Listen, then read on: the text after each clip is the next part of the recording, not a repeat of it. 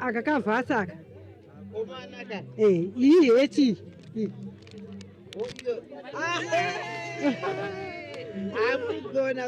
My name is Praise Sakala. I am a client of Comfort.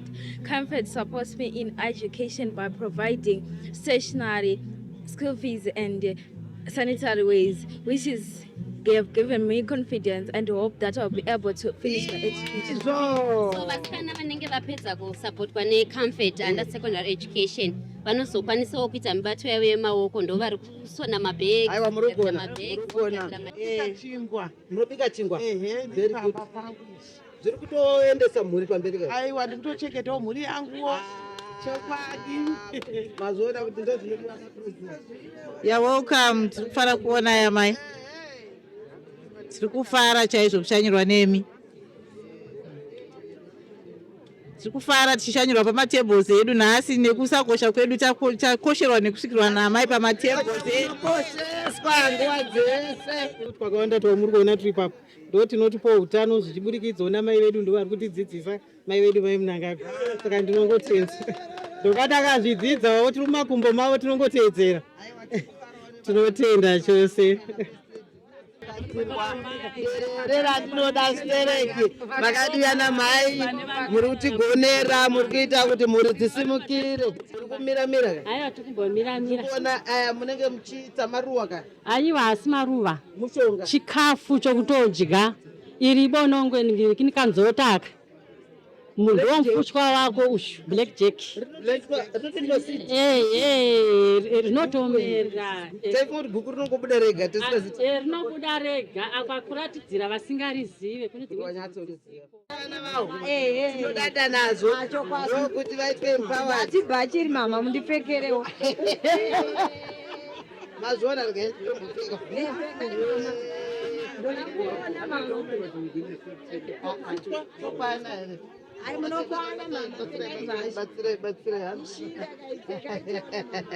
Yes.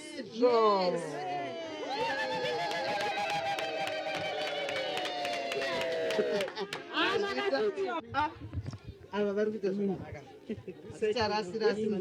titaurire tizwe waste management iri ibhini ndikatora ndiropota nchinhonga ndichitora basa remaoko randiroita then neizvizvi futi ndinonozvitora kumuzarabani izvizvi ndichigadzira then apa ndinoita futi zvehuku aya masaso rainbow saso ndinongodziti kana makutengesa mari ndinotengesa $10 but kana rakura kudai so ndeyemusi wa11 June 2025 saka ndaimbotengesa $10 saka pandaenda kutengesa ma15 kana rakura kudai. Chikafu chinyakare ndo chinopa utano. Zadzira kana kuti mungotenga mozotengesa. Aiwa ndinotora chibage chindoputitisa ichi. Yes, we are making sure that the consumer is not disenfranchised in the market. Because of late, a lot was happening. The consumer was being mistreated. Products which were substandard were just being sold to the consumer. So we have come in now to make sure that the market is cleaned.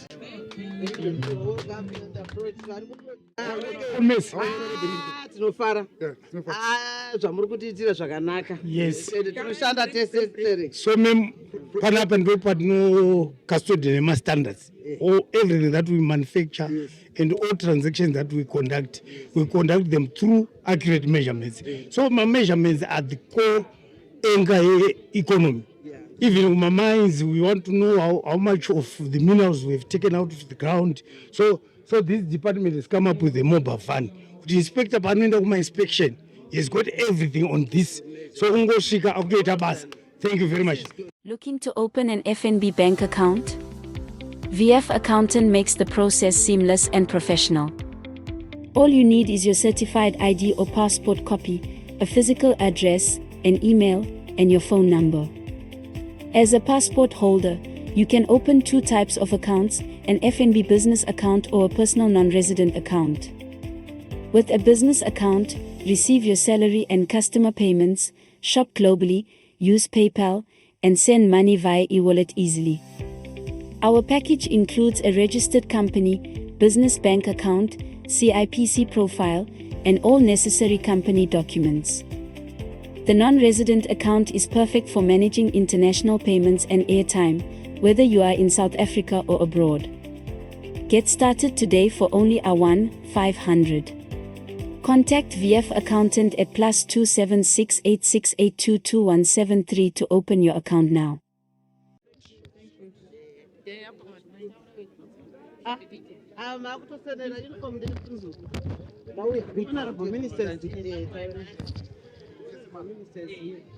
Makadizveni tiripo zvedu toita zvokusona ndiri ndega hangu. Ini makakuwara asi muri kuita basa, muri kusona. Makakuwara neaccident, chii chakaitika? Kurwara. Asi hamuregeri kuti chikafu chive patebhuru. Aiwa, tozvikodza, totenda.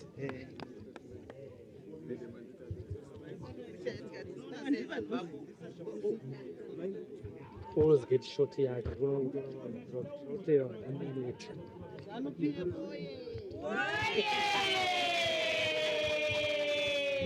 Makadi ana mama.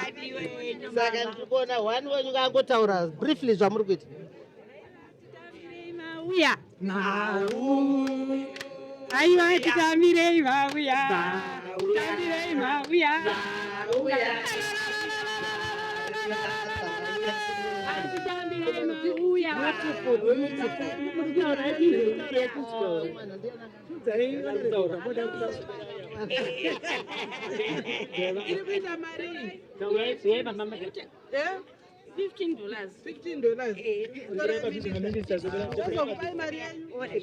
Tiri madzimai tiri kuita mabasa emaoko, tiri kusona zvese zvatiri kusona izvi tichipaiwa negavhmendi yedu nekuburikidza nababa Munangagwa. Thank you very much ana mama. Vanorarama neutachiona tinowanika kwativeso kuprimary school, tinoita zvekusona mauniforms nekuita dheko nekudzidzisana kuti tinofanirwa kudya chisi vanhu vanorarama. Well done. Kuchengetera community, ndokusimukira kwecommunity.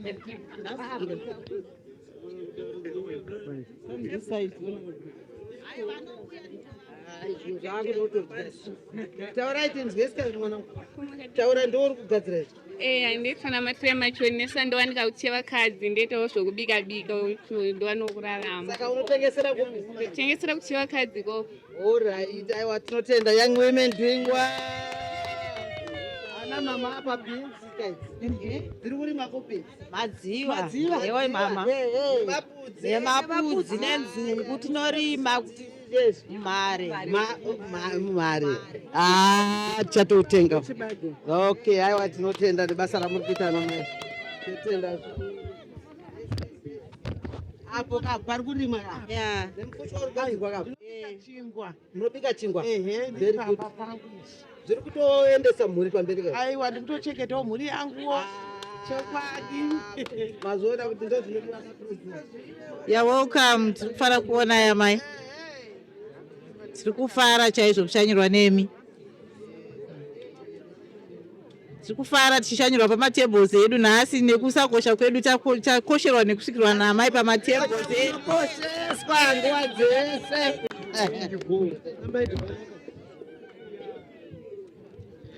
Let's go.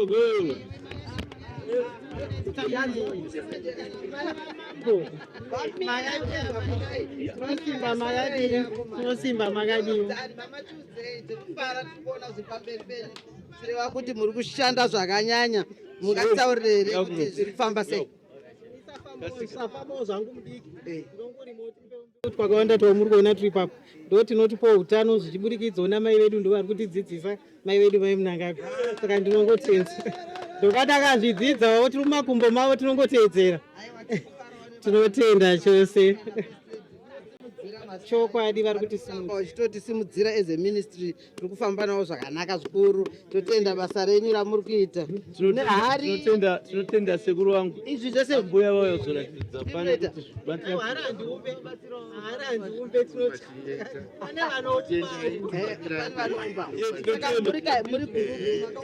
vanhu izvi sofa today ndaita ndega asi ndomboita nemadzimai tinoita anenzi mahumbwe saka ndoita nekuwadi kwedu kumawadzi kwedu tina mawadzi about 20 saka tofamba takatanga tiri village by village tichiita village by village ita mahumbo ichidzidza chivanhu saka bhatazoenda pamawadzi saka gore saka tamirira kuenda pamadistrict amai takamirira padistrict aiwa tafara mai nekuti basa rakuita vachizviita vachiita macompetition madzimai emadzimambo egunoku togofamba nochienda chokwadi zvinozvirumidza zvikuru mazita murambe makadaro hanzi achiti president anoti we shouldn't leave any place or anyone there saka tikaita madzimai emadzimambo vanodai paarea paari panamusara hapana maita gogo iye zvinatokudzidzisa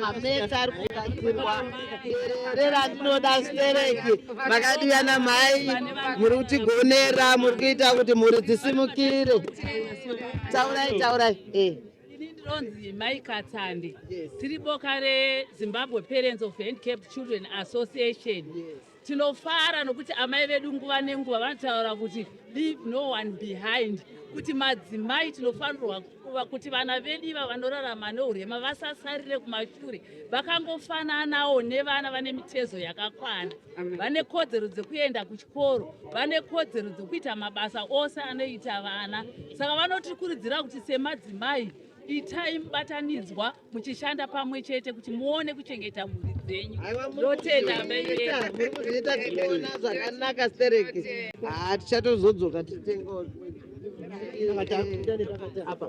So the best way is to take this side so much that you see no tutaona saka takupinda nepapa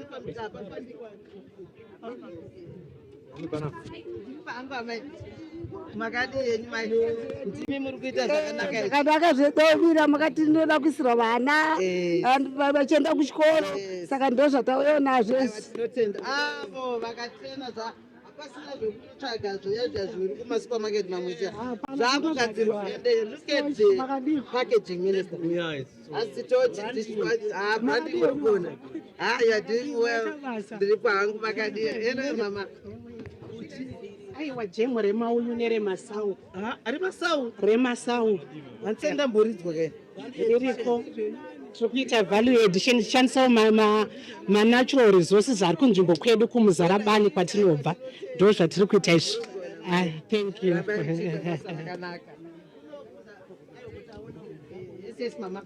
makadiko kwangu riri basa basa kumiramira aiwa tikumbomiramira kuona aya munenge muchiita maruwa ka aiwa asi maruva mushonga chikafu chokutodya iri bonongwe nikanzotaka munhu womufutwa wako ushu black jack rinotomera taifungoti guku rinongobuda rega rinobuda rega akakuratidzira vasingarizive kune dzimweimowa iberere iri ndiro derere racho rinogonwa unonzi bukoyo unoiswa mumaheu zviite sei maheu kuita tsongo yechimera sechibera midzi very good excellent mananga akutoda kudya pano ndiyezo aiwa totenda mai Hello, nevana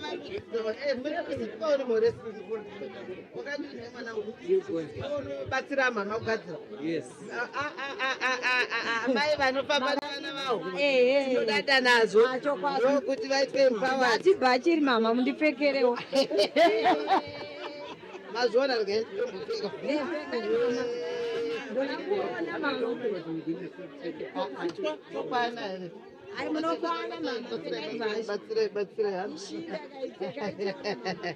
Yes, so.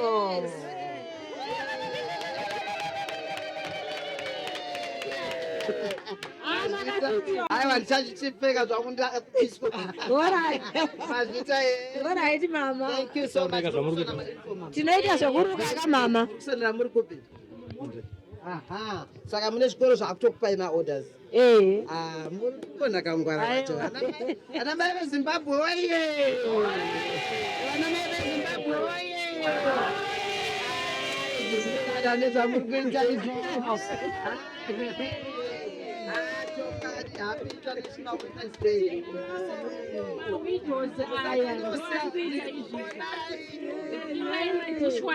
Tugadirai mafomu basi kuti vanhu vageze, vanhu vechikadzi munofanira kugeza, mugogeza.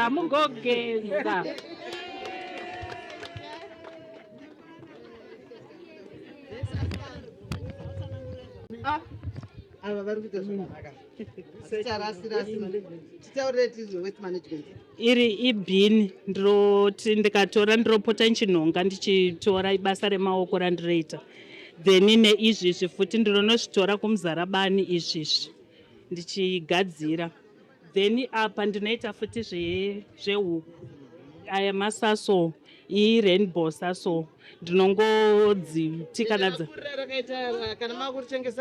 ndinotengesa $10 but kana rakura kudai so ndeyemusi wa11 June 2025 saka ndaimbotengesa $10 saka pandaenda kutengesa ma15 kana rakura kudai.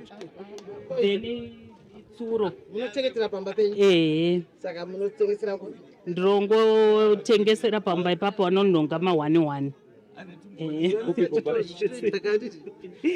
Then apa futi apa mai vakangwarira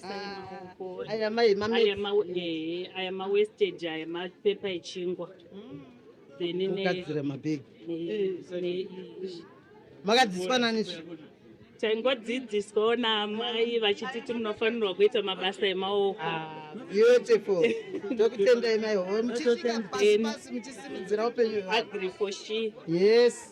Saka izvi yaita kuti muite zvone bhinzi mune mvura pamba pamunogara pane rwizi? Hapana rwizi, tikacheresa bhoro but hatisati tasimudza kuti riite irrigation. Tikaona izvi taura kutodya kai ona ichibage chawo kusimba yewe kuseruko ndikadaro ndikasazwa halo madzimai akangwara, mudzimai wanhasi akangwara. Makadi henyu mami? Makadiwe henyu hangu ndimuri kuita izvi? Ndiri kuita izvi akomana chikafu chinyakare ndo chinopa utano. Ayazvigadzira kana kuti muri kungotenga moizotengesa? Aiwa, ndinotora chibage chindoputitisa ichi. Kuti munoita izvi? Uyu kuti udyiwo chiguta. Aiwa ndokudya kwakanaka kunovaka miri wezanda andichikwadi chimagendo aiwa ndinofanira zvamuri kuita ichi mupunga ka ndakatanga ndiri panapa first stage second stage takunodya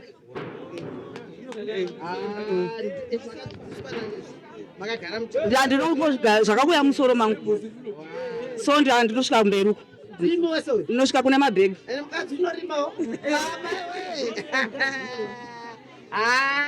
Ndinofarira zvokurima, kubika nerecycling. Apa tine hodzeko, tine nhopi, tine makofi nemarecycling mabhegi. Yes. Ndinonga zvimavhevhi saka ichi chikula bhegi chakakora tobva ndatora chikola box chekunze chemukati then mukaka kana ndanondogadzira mabhegi. Amai muri kuona here portfolio chairs pana madzimai? Ndikuzviona mama. Revival mabasa iona zvaoneka vari very innovative madzimai. How are you makandi aiwa ndinofara kuonai mama kufamba here comrade wangu? Zviri kuita handiti munoisa mumufushwa, munoisa muporiji, munoisa mumashazhane, unoisa zvakawanda doviri pachingwa chavana. Apa pari kutodyiwa apa muri kutengesa zvinhu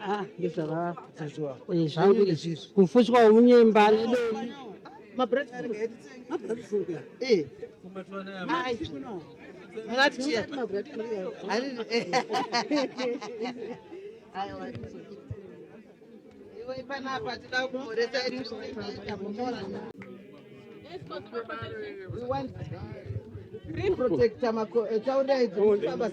Thank you so much, Minister. We are Consumer Protection Commission of Zimbabwe. It's a commission that was established in 2019 in terms of the Consumer Protection Act, Chapter 14.44. Its mandate is drawn from Section 6 of the same Act, that we should protect our consumers. Yes, we are making sure that the consumer is not disenfranchised in the market. Because of late, a lot was happening. The consumer was being mistreated. Products which were substandard were just being sold to the consumer. So we have come in now to make sure that the market is cleaned.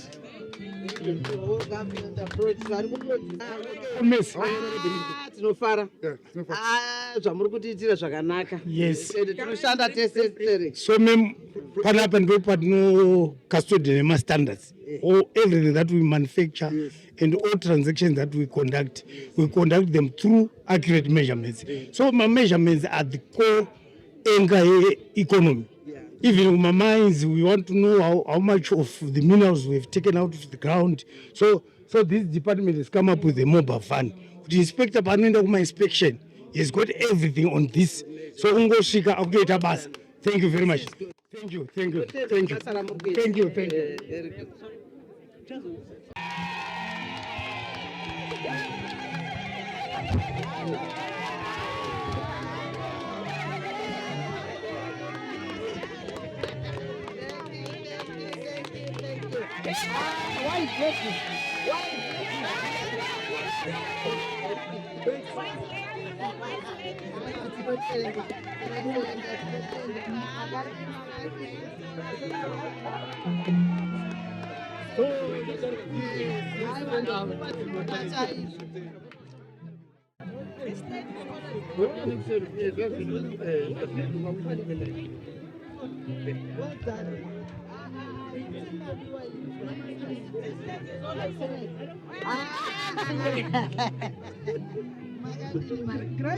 I know. Asi kuona mukuramba muchienderera mberi nebasa.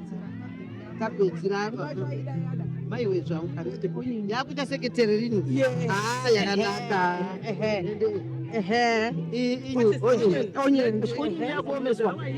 Yes. Maiwe zvangu. Yes. Saka makomesa wewe muchishandisa ndiusa dehydrator. But ndichiusa solar. Okay, for power generation.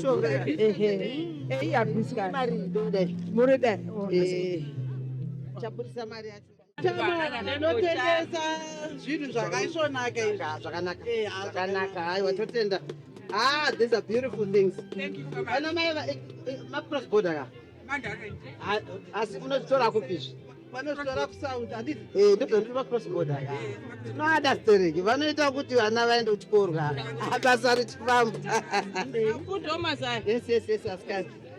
Panapa pane Charm Direct. What is Charm Direct?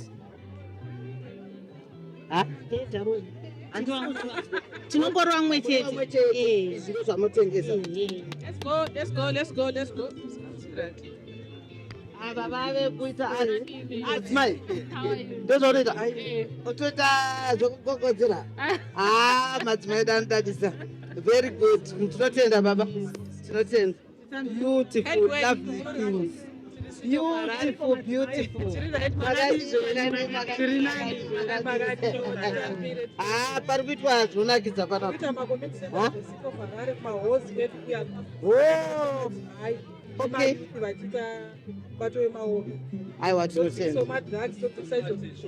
Aiwa tinotenda nebasa ramuri kuita zvakanaka. Zvinofanirwa kuita kuti muri. Pane vari kukumbira anzi tiri vari nejairi hanzi. Amo.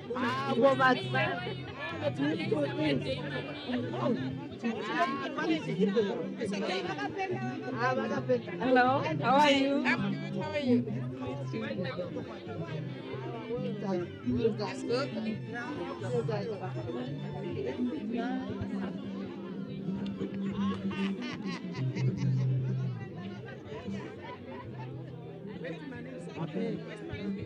Hapa ni chini kidogo manje.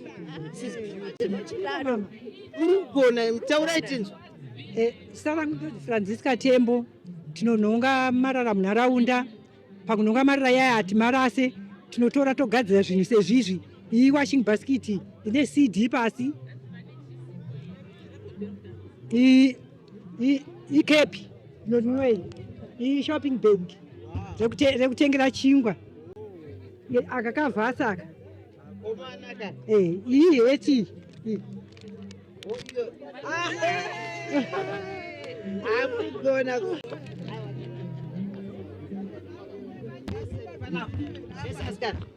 Ayatopinda abuse. Urugadzira it was dishwash. My words. Okay, good. Hamuna kuenda wakati wa ndeti tengo. Minister, 1 minute. Nakumbira picture. My dairy.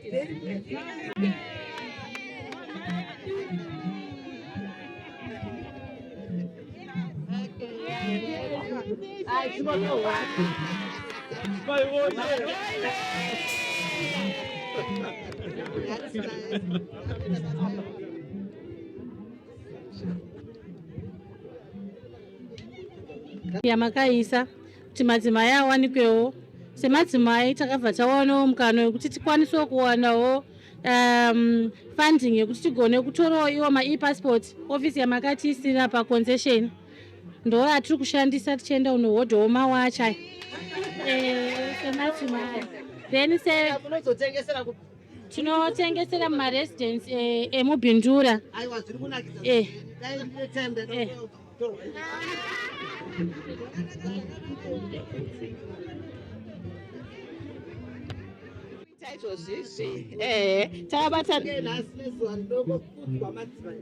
Tiri kunzwa kufara kuti madzimai tarangarirwa.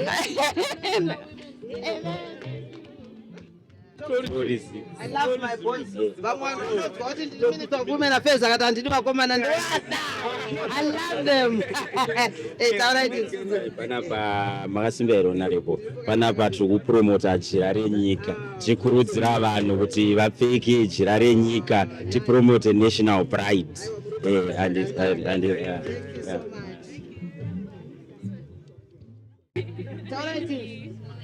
Comfort Table. Yes. Campaign for female education. Yes. To support the education of vulnerable children and empower the young women in the communities.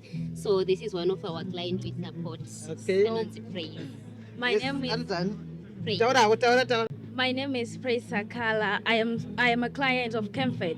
Comfort supports me in education by providing stationery, school fees, and sanitary ways, which is they have given me confidence and hope that I'll be able to finish my education. So vasikana vanenge vapedza kusupportwa neComfort under secondary education vanozokwanisawo kuita mibato yavo yemaoko ndo vari kusona mabhegi.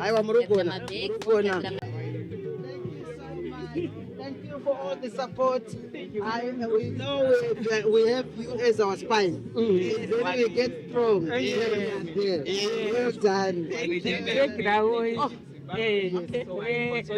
Every information yavangada kuziva about this this is we have the Zimbabwe Council of Churches, we have UJACISA, we have technical partners as well, the likes of Zwala, Musasa TF and SHDF. There are a lot of them, about 20 something. So we are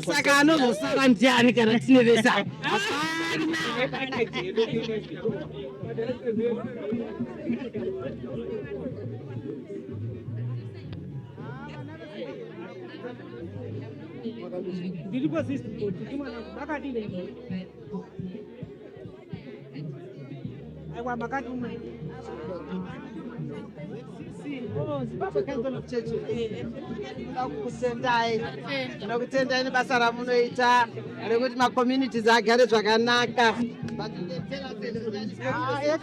Makadi zvenyu. Baba. Tiri kumakadiona. Tiri pangu. Tinotenda. Yes. Tiri Zimbabwe Council of Churches. Yes. Tinotenda Mwari. Aiwa. Tese tingori mumaoko menyu. Minamato yenyu ndiyo inongotisimudzira kana pakutungamirira vanhu ukashaya that spiritual healing.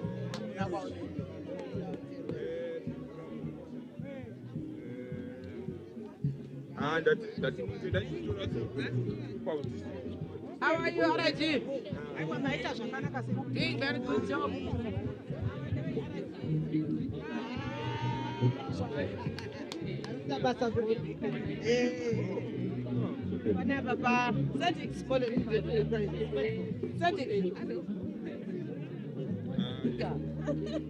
Oh my God, how are you?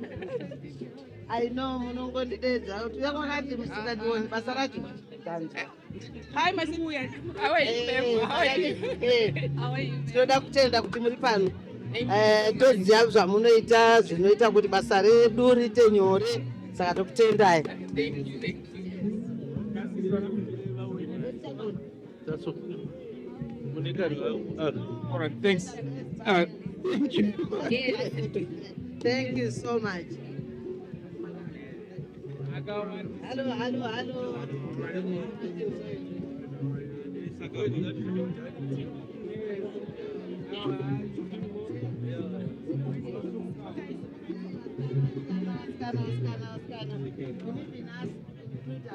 Voices of children with disability. Tainzwa message. Thank you so much. And Zimbabwe Farmers Union. Amadzimai ari kurova manje.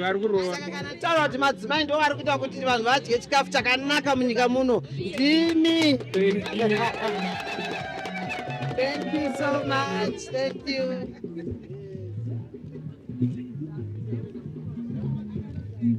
So.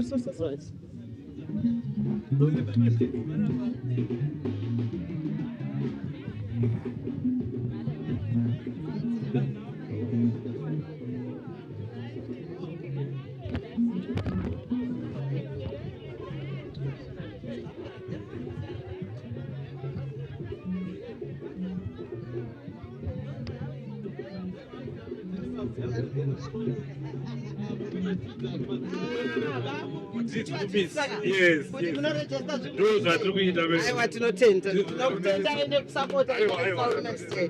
Thank you so much. This is yes, I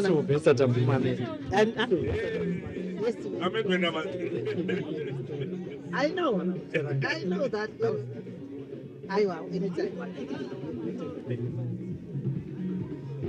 Looking to open an FNB bank account? VF Accountant makes the process seamless and professional. All you need is your certified ID or passport copy, a physical address, an email, and your phone number. As a passport holder, you can open two types of accounts, an FNB business account or a personal non-resident account. With a business account, receive your salary and customer payments, shop globally, use PayPal, and send money via e-wallet easily. Our package includes a registered company, business bank account, CIPC profile, and all necessary company documents. The non-resident account is perfect for managing international payments and airtime, whether you are in South Africa or abroad. Get started today for only R1,500. Contact VF Accountant at +27686822173 to open your account now.